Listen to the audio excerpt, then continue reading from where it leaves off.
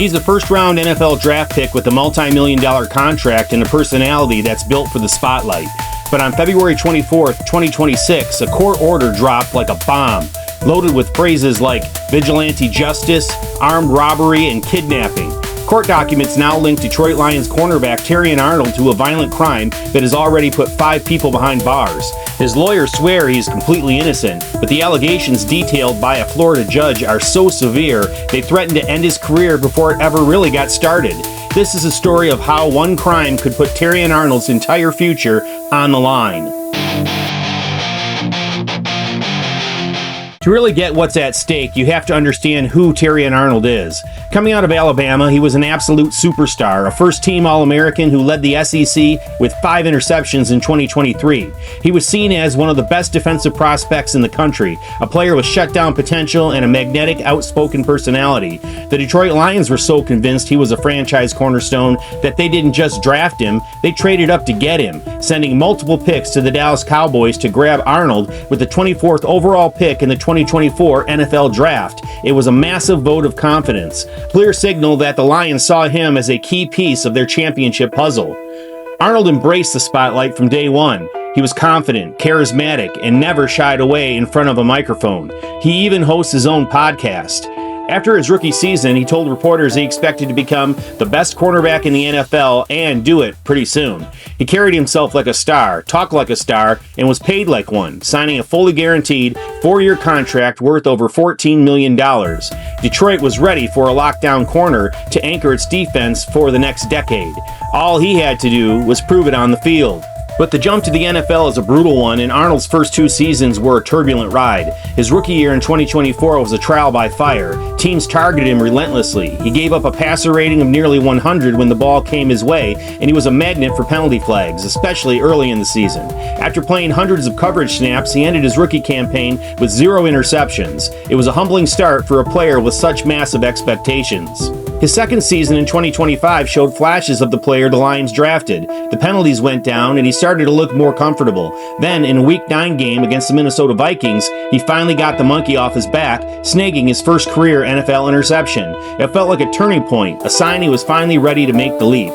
But just a few weeks later, disaster struck. Arnold suffered a severe shoulder injury that required season-ending surgery. His inconsistent play and outspoken nature had already started to build pressure. Just before this scandal broke, Lions defensive coordinator Kelvin Sheppard was asked what he needed from Arnold heading into his 3rd season. His response was blunt. "I need him to be quiet and just play."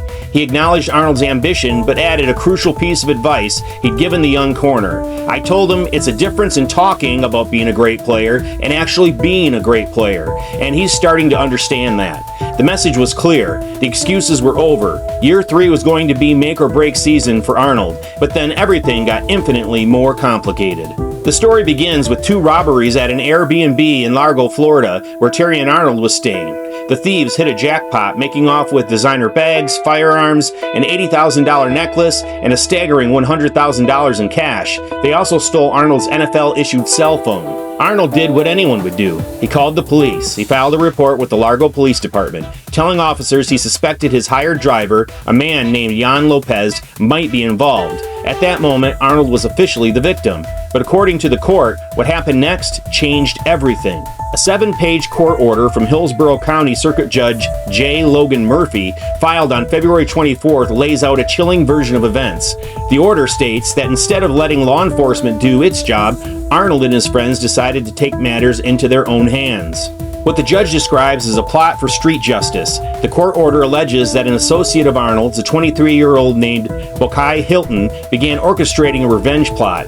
According to the documents, the plan was allegedly put into motion 2 days after the robberies.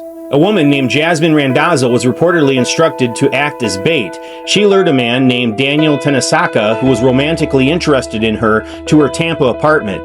Tenesaka showed up with a friend, Salaja Anderson. Inside, 2 other men, Lindell Hudson and Christian Williams, were allegedly hiding in a closet armed with an AR-style rifle and a handgun. The victims were ambushed. They were held against their will for about an hour, beaten, pistol-whipped, and interrogated at gunpoint, while the attackers demanded where the stolen property was. was. At one point, Arnold's suspected driver, Jan Lopez, who had been waiting outside, came into the apartment and was also assaulted. The order claims one of the attackers shoved the barrel of a firearm into Lopez's mouth, demanding the return of Arnold's phone. The documents allege that Bokai Hilton orchestrated the attack through text messages, at one point demanding the encounter be broadcast to him via FaceTime. The text allegedly included an instruction to hold the victims until, quote, Ter and Bokai and Fredo could arrive. It was a violent, premeditated act that the judge would later call vigilante justice. The fallout from the Tampa incident has been swift. 5 people have been arrested and are facing serious felony charges, including kidnapping and armed robbery, charges that could lead to life in prison. The alleged ringleader, Bokai Hilton, has pleaded not guilty and is being held without bail. But the biggest name in this case is the one that hasn't been charged. Let's be perfectly clear. Terrion Arnold has not been arrested or charged with any crime. Through his attorney, R. Timothy Jansen, he has issued a powerful and unequivocal denial. The statement reads, in part, quote, to be clear, Mr. Arnold had no involvement whatsoever in the activities that led to those arrests. He did not participate, nor was he present for, any conduct related to the alleged offenses. It continues, there's no evidence in police reports, text messages, or witness statements that implicates Mr. Arnold in any way. His attorney goes on to state that the judge's order, quote, improperly suggests Mr. Arnold's involvement, and that the assertions are, quote, false, misleading, and entirely unsupported by the record. Arnold's legal team even claims that the lead prosecutor has confirmed no charges will be filed against him. This creates a central conflict at the heart of the story. On one side, you have a detailed court order from a circuit judge explicitly naming Arnold and his friends as taking matters into their own hands. On the other, you have a complete and total denial from Arnold and his team, who insists there isn't a shred of evidence tying him to the crime.